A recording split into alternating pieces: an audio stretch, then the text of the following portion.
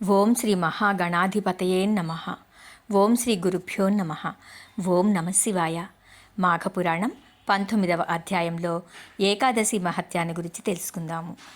సంవత్సరంలో వచ్చు 12 మాసములలోనూ మాఘమాసం అతి ప్రశస్తమైనది.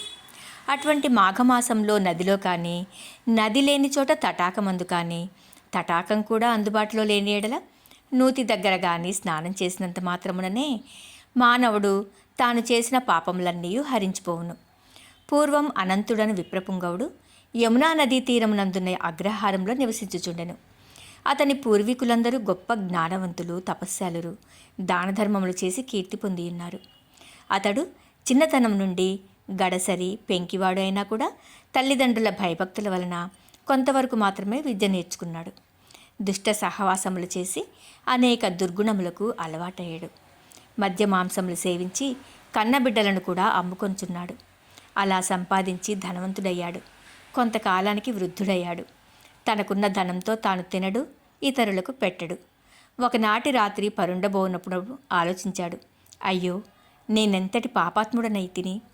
దానం, శరీర బలం ఉన్నదన్న మనోగర్వంతో జీవితాంతము ముక్తినిచ్చే పుణ్యకార్యము ఒక్కటి కూడా చేయలేకపోయాను కదా అని పశ్చాత్తాపం నొందుతూ నిద్రపోయాడు. అన్ని రోజులు ఒకే విధంగా ఉండవు కదా. ఆనాటి రాత్రి కొందరు చోరులు అనంతుని ఇంటిలో ప్రవేశించి ధనము, బంగారం ఎత్తుకుని పోయారు. అనంతుడు నిద్ర నుండి లేచి చూడగా సంపదంతా అపహరించబడింది.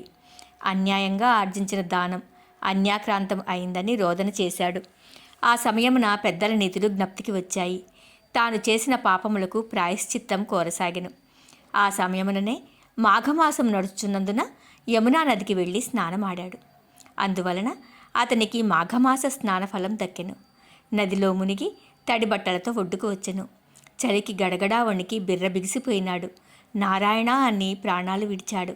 ఆ ఒక్క దినమైనను నదిలో స్నానం చేయటం వలన తాను చేసి ఉన్న పాపములన్నీ నశించిపోయి వైకుంఠవాసుడయ్యెను అని వశిష్ఠుడు తెలియచేసెను. ఓం నమఃశివాయ. 19వ అధ్యాయం సంపూర్ణం.